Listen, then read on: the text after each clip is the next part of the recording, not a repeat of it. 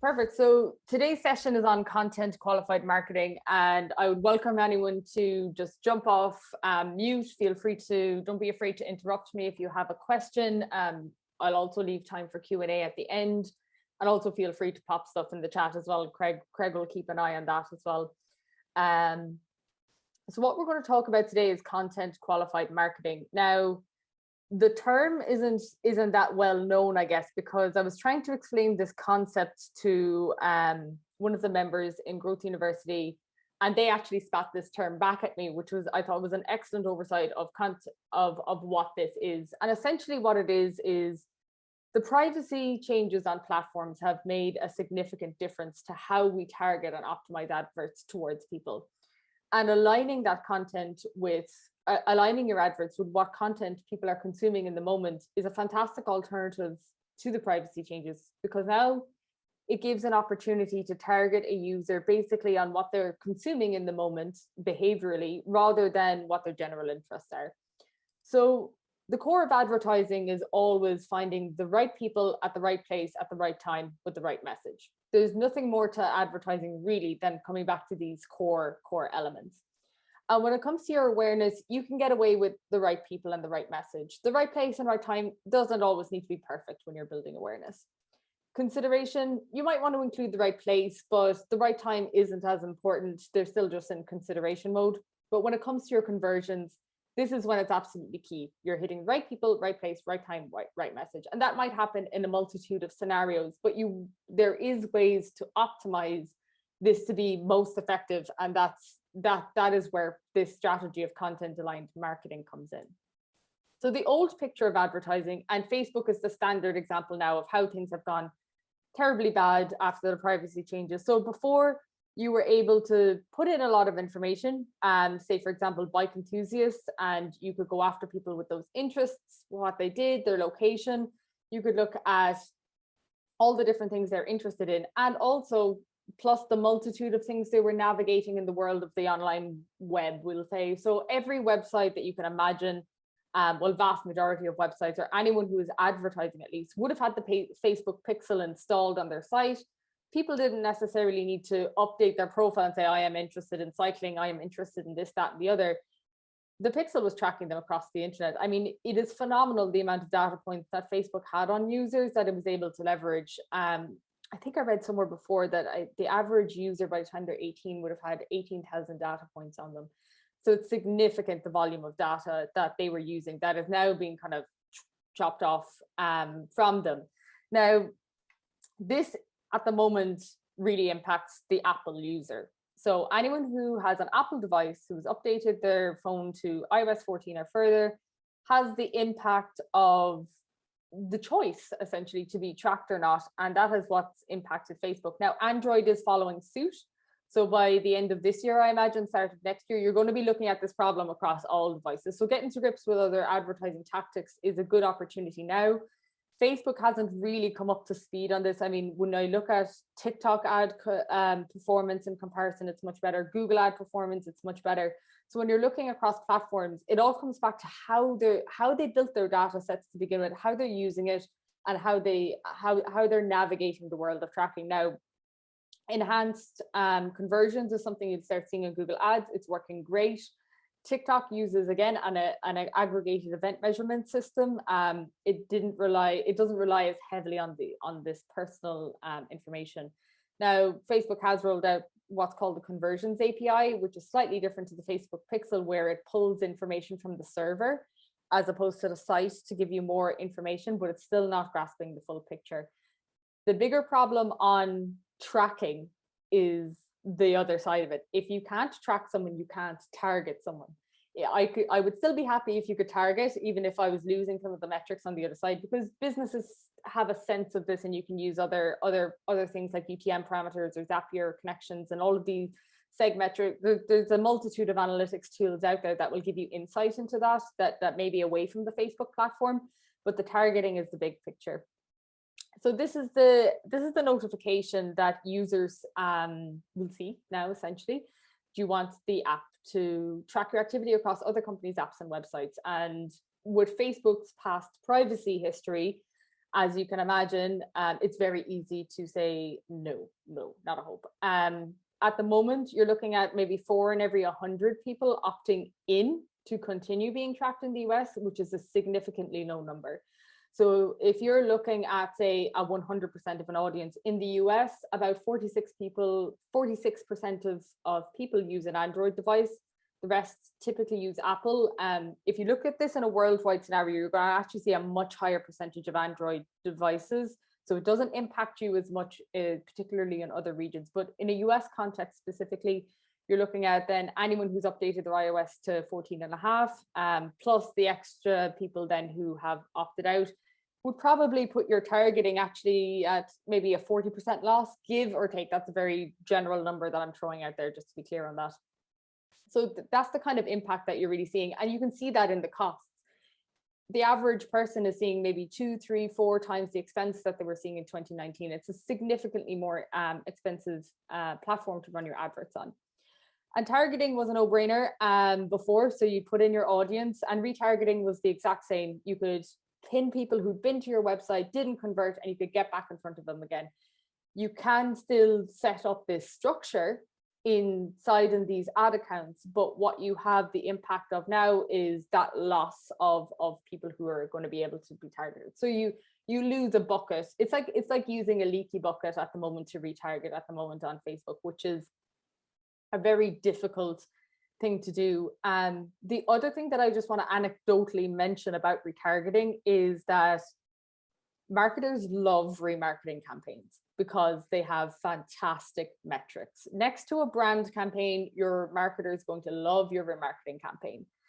Sometimes I find that actually a remarketing campaign is a little bit of a vanity metric next to the brand campaign. One, because when I've run tests on this, what I see is, okay, 25% of the conversions came from the remarketing campaign. If we pull the remarketing campaign, typically you don't see a 25% drop in conversions. You might only see a maybe 5 to 10% drop, because retargeting sometimes cannibalizes that usership that would have come back anyway for a different reason. So be careful on your remarketing spend, because sometimes there is a little bit of a vanity lift to it. It's just something to be conscious of as well. So in terms of tracking, being able to track someone is significantly more difficult than it was pre-iOS 14.5, and it's getting more difficult. And with that, you can't target. So without effective tracking, there's no learning for the platform, first of all. So the platform isn't continuing to learn as effectively about your user. And who else in the crowd is potentially wearing a red suit? So if everyone looks the same on the platform, if there's no tracking, it's not building any further information. It's like it's stuck in time in terms of a user. And if Facebook can't pin who else has that red suit, how can they place your advert effectively? Now they can to some degree, don't get me wrong, but it is significantly impacted. So on that note, I did a personal test. I opted in for the ads on the left-hand side. And as you can see, as a marketer, these are all extremely relevant adverts to me. So HubSpot, AdWorld Conference. The team will laugh internally at the AdWorld Conference because I was back and forth getting those tickets. And the LinkedIn here as well. And then when I opt out, I get adverts for this, which you can see appears to be in Dutch. This is the Irish Defence Forces, which I also don't have interest in joining. I'm based in Ireland for context. And face yoga exercise. I don't think I've ever done face yoga or heard of face yoga in my life. So you can see the discrepancy immediately in terms of what is being shifted. I opted back in because I want to see relevant ads, but the average user doesn't think about it in terms of relevancy. They think about it in terms of their privacy. So this is what the difference looks like. Now, this is anecdotal. This is just purely me testing the opt-in and opt-out and keeping an eye on what different ads I see in comparison. So there is a shift when a user opts out. So before Facebook could target the right people, kind of maybe at the right place and right time, you don't know that element. It's the unknown. And you could get the right message to them. After, it's very difficult to find the right people, right place, right time, and right message. So that is where it comes back to in terms of like your core elements of advertising. So how can we target the right people at the right place and at the right time with the right message if we can't target them effectively? We can target what they're consuming. So this is where content aligned marketing comes in. This is an example with YouTube. So video advertising through Google Ads is YouTube. YouTube is owned by Google. And this is where your video ads end up. Now you can go into Google and you can set up a video campaign and you can say, I want people who are interested in podcasting. And you can release your ad into the wild and YouTube will start placing that advert to people who are interested in Google Ads. Now I'm actually going to pop a little link here in the chat because adsettings.google.com. If you connect your email address to that, you'll actually see the list of things that Google assumes of you right now. I did this before with my personal email and it was on the ball. 25 to 34 at the time. I wanted to change broadband providers and it had listed all those things. It was very accurate. When I log in with my work email, it thought it was a 44-year-old man looking for accounting software. So it does very much work on your behavior side of things. So just be conscious of that. I had to take that one with a pinch of salt. But the idea there is essentially it has a bank of data on you that you can view openly. And if you're using YouTube and you put in one of those interests and you let Google do the work for you on YouTube, I might be interested in podcasting, but I might be out at my car fixing something and I'm looking for a how-to video on how to do that. And the podcast advert at the start of that video is going to bear no relevance for me in that moment because I'm panicked about something else or I'm trying to do something else.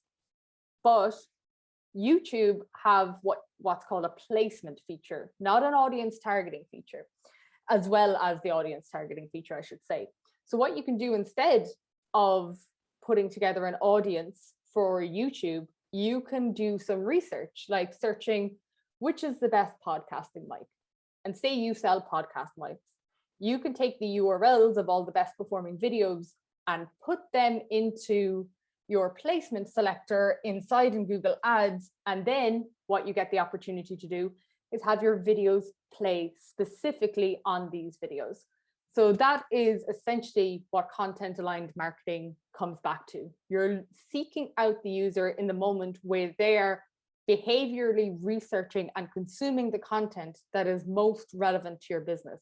You don't need to know their name. You don't need to know their email address. You don't need to know you don't need to have a buyer persona. You are looking for the user who's navigating this world in the moment of it. So that consumption is what it comes back to in this instance. It can also work for display placements too. This again is an Irish example. The Irish Examiner is maybe the biggest, if not second biggest news outlet here in Ireland. And this is their travel section. And as you can see here, you can take in the breathtaking scenery of the shore, Dingle Bay, and book now. So that ad is in the right place here again. Someone's reading about staycations, travel, and this is Google Display as well. So just a side note on the newspaper side of things. So if you go to a newspaper and ask them for adverts, they are going to charge you an arm and a leg. They'll send you back a lovely proposal and quote. But actually, you can just manipulate this inside in Google Ads to place on it if they have a display feature, which is great because what you get the opportunity to do is say, I want my ad on the Irish Examiner in these particular scenarios. Or you can get more specific than the newspaper. Like there's lots of sites out there. Here in Ireland, for example, there's a website called Done Deal, which is very specifically for cars. If you want to buy a new car, it's kind of like a public as well as garages and things like that can put their cars up there, and it's widely used, and you could put car adverts there essentially. So Done Deal would charge you an arm and a leg to get like a select slot, but you can just use Google for a lot of these placements as well, and it significantly cuts the bill. Like I'm talking cents to the dollar in comparison. So it's well worth checking out if you're looking at a little bit of PR side of things as well. That's kind of a side note, but it can work in the display side of things too. Typically, I see it perform better on the video side of things. And there's other high intent places to look as well. I mean, Pinterest is another great example where you can place ads again in the right moment when people are searching for these things. And this is a very generic example of a jacket. But again, it's just back to that right place, right time, right message, right people. It's just getting them in the moment. So All of these different things really definitely make a difference in terms of going after a person who may not be in the right headspace or doing the wrong thing, which can often, this was an issue all along. Don't get me wrong. This is an issue that was always there. It's just now it's being felt a lot more without the accuracy of the pixels. You can definitely feel it. So leveraging placements more effectively, you're looking at high intent placement options. And these are going to be different to every single business. So anywhere a user is seeking an answer, content, or inspiration relevant to your product or service is an opportunity for ad placement. And this is almost going back to your traditional advertising methods in many ways, where you'd be looking around your city and saying, that billboard there is straight across the road from X, which is relevant to my business, and you'd connect the dots that way. It's kind of the same as that, but in a more digital sense, you can still use an element of data to this as well. Google search has always been a fantastic way to put your advert in the right place at the right time, because the user is searching it, and that's always going to be the high intent. But the consumption of content and aligning it is where you get a higher level intent when you start layering in this Google display, YouTube, Pinterest, and if you're looking to diversify your budget away from Facebook in particular. So what did the results look like? So this is audience targeting versus placement targeting on an account that I've been running.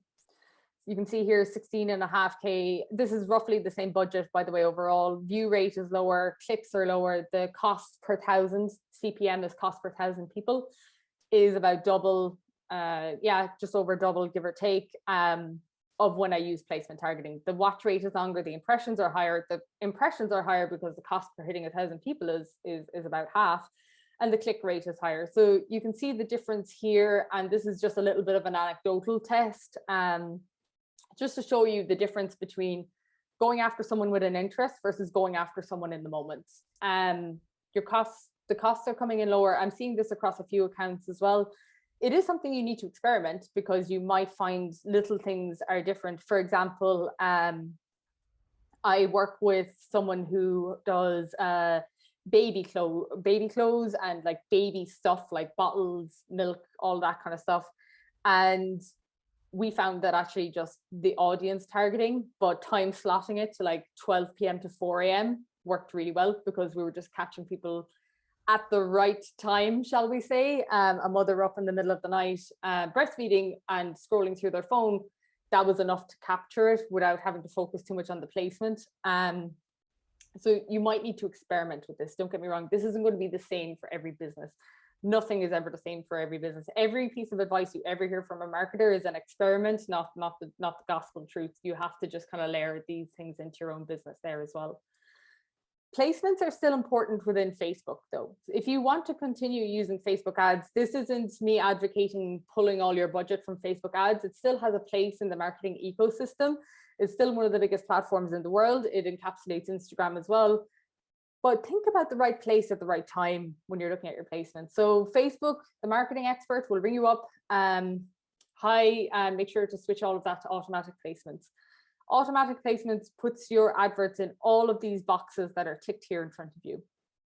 But manual placements allows you to deselect some of these. And I'm going to give you some examples of why you'd want to do that. So for example, over here, Facebook video feeds. If you've ever been watching a video on Facebook and an advert pops up in the middle of it, like these in-stream ones, that's just annoying. You're just irritating a user in that perspective. People are very familiar with seeing a Facebook feed advert, an Instagram feed advert. The marketplace makes sense if you're e-commerce. The video feeds, yeah, that's not too bad. The right column only shows up on a desktop.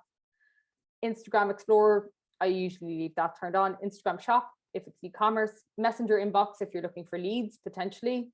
The stories placement and reels. Stories will perform well. Instagram will perform the best, typically. I'm talking very generically across the board here.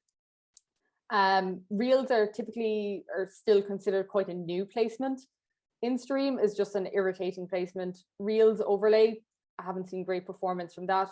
Facebook search, do people use Facebook search with high intent? I don't think so as much as other platforms, especially not your Google or Pinterest.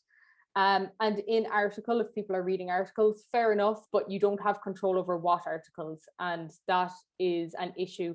There is actually a brand safety setting inside in your business manager on Facebook. If anyone hasn't checked that out, I'd recommend checking it out, especially if you use in-article or apps and sites, because you don't have control otherwise.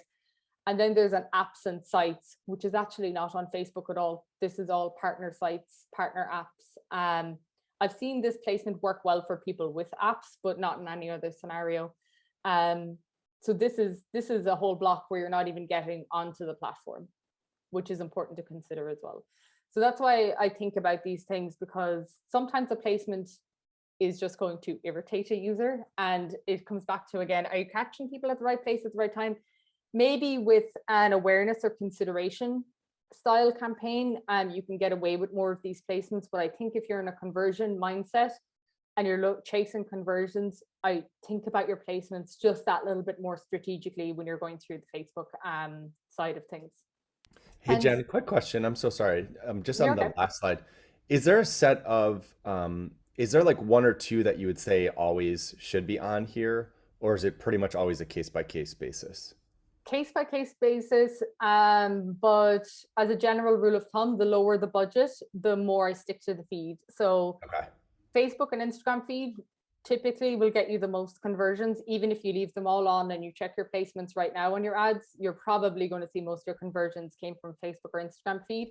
That being said, in fashion, retail, anything health and beauty, sometimes the stories can ramp up there as well a little bit more significantly. Reels is still a little bit experimental, but if someone came to me and was like, I only have $10 a day to spend, I'd be just checking the Instagram and Facebook feed options. The other thing that I would factor into this is that if you just have a square video or you just have a square image to run with, it doesn't actually fit in the stories section. It doesn't actually fit in some of the other placements, and it just looks off. So if you do want to leverage more than one placement, check the dimensions for the content that you're going to need in those placements as well, because without it, you are going to essentially be in the wrong place and look wrong essentially as well. So just bear in mind the content side too. In terms of the backlink strategy, I know Patrick is on the call here as well. He's a great SEO expert if anyone is looking for SEO advice. But this can also come into your backlink strategy or your content strategy in terms of the written world. Now, this isn't hugely my area of expertise, but what are the key articles that people read when they have a specific issue that your company potentially resolves? Can you reach out to them? Can you give them supporting content to that blog? Can you do that in exchange for a backlink? What supporting content can you give that news, or can you give that media provider that would help in that kind of in the moment consumption as well? This is especially good if you're on the lower end of having a bulk of written content and you want to look at more people out there that have already done this work and where the research is already. And you're going to have to build out creatives. Now, you will get a copy of this afterwards, so don't feel free not to have to take all these down at the moment. Canva, your typical go-to. Placeit is fantastic for mock-ups. Unsplash and Pexels will give you free stock photos and stock videos. Promo.com is just a great place to research high-performing adverts and what they should look like in your industry. Filmora, this is a video editing tool that I use instead of Premiere, because Filmora has a lifetime license of like $70 and it does everything I need. Envato Elements, I deserve to just be a rep for them at the moment. I just think they're so good. They have every stock element you could imagine. For my master's degree, I did my thesis on drop shipping and I built everything from Envato Elements. It was really fantastic tool. Veed and Capwing will let you auto subtitle all your videos, and this one here is markcopy.ai. It's a tool I've started using recently, and it's a fantastic artificial intelligence writer. So you put in your blog title, you put in whatever your Facebook post that you want to do, and it'll spit a caption back out at you. Pretty impressively, actually. So those are just some things that'll make this advertising process a little bit faster. In terms of high performing creatives, here's 3 examples that I've ran with in the past. Over here on the left hand side, your 5 gold stars and a quote. Never goes wrong. Whenever I test this off something, it'll come in first or second. I've never seen it falter down. With the 5 gold stars though, 3 gold stars doesn't work great, and also no gold stars doesn't work great. For some reason, it's the 5 gold stars. In the middle here, feeding someone all the information in one go. You've got 3 seconds to grab people's attention. It's not that people have a short attention span, it's just that they probably don't care is actually more realistic, more reality of the answer there. Like people will sit down and watch binge Netflix. It's not we don't have I think that's a little bit of a myth that we have a short attention span.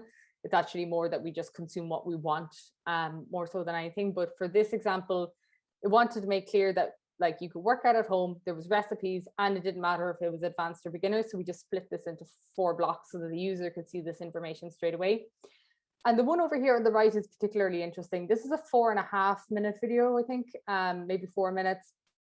And it's about the story of this company, how they go about their organic wool. Now, what's particularly interesting about this one is that we used video views to capture the audience here. So when you're actually, I was these the wrong way around, 1 second. When you're actually over here inside in the platform, you'll see here that you have your sources and Facebook sources. When it comes to the privacy changes, only your sources are impacted by the changes. So if you put out a video, optimize it for video views, you can retarget people who watched more than 75% of the video, or whatever percentage you want, 25, 50, 75, and you'll capture the full audience, and you won't if they go to your website. So think about that on platform data a little bit more. So back here, what we did was targeted people, 4 minute long video, anyone who watched more than 75% of it, that's where they got their retargeting. And that's when we started layering in using that on platform data, and it really outperformed. So you can still do remarketing, but just think about your data sources a little bit more deeply when you're looking at that strategy as well. And you have to be thinking about what's resonating with your audience. You can get all of these things right in terms of the structure, the placement, the perfect video to put the ad on. But if you're not split testing your copy, if you're not looking at your creatives, small changes make an impact. So recently, a split test, we tested private chef versus the word chef, and click-through rate increased from 3 to 11%. That's significant. It came back to the hypothesis that private chef sounded a bit too unaffordable compared to chef, when the price point was actually quite affordable.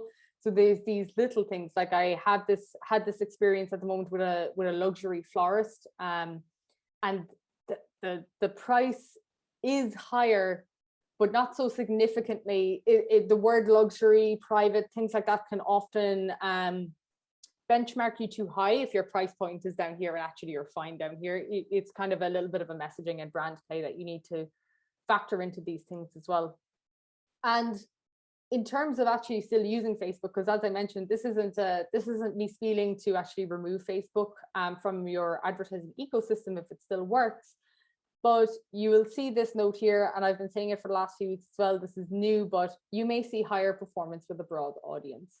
If you don't give Facebook as much information, it will outperform than if you give it information at the moment. So if you're setting up a campaign, yes, maybe exclude what you can if you need to, but give Facebook a chance to actually learn about your audience, because it will do better.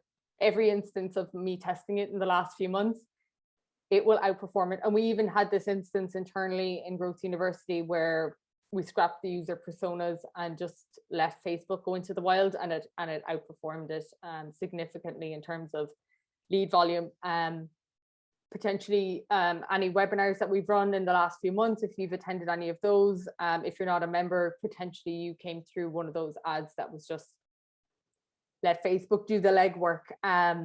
Sometimes I'll do small changes like age or potentially gender if it's like a product just for women or just for men, for example. But the detailed targeting and the custom audiences, it will perform better in a broad setting. So just to bear that in mind. Again, here, that's just what I mentioned earlier. Think about your sources versus Facebook sources. Your sources were the most valuable all along. but actually Facebook sources, if used correctly, will work very well. If you have an Instagram account that's doing really well organically, you can feed all that data into Facebook and not have it be impacted. Same with your events, shopping. I know in the US you can do your on-platform shopping. It hasn't been rolled out on this side of the pond yet, but it's that these data points that you need to be looking to target more effectively. And people don't hate adverts, they just hate irrelevant interruptions. And that's what you want to be thinking about throughout all this process with a content aligned strategy. You're looking for the right people at the right place at the right time with the right message. So that's the end of my presentation. We have a content creation strategy workshops coming up as well. If anyone wants to attend that, feel free to pop me an email or check it out on the site as well.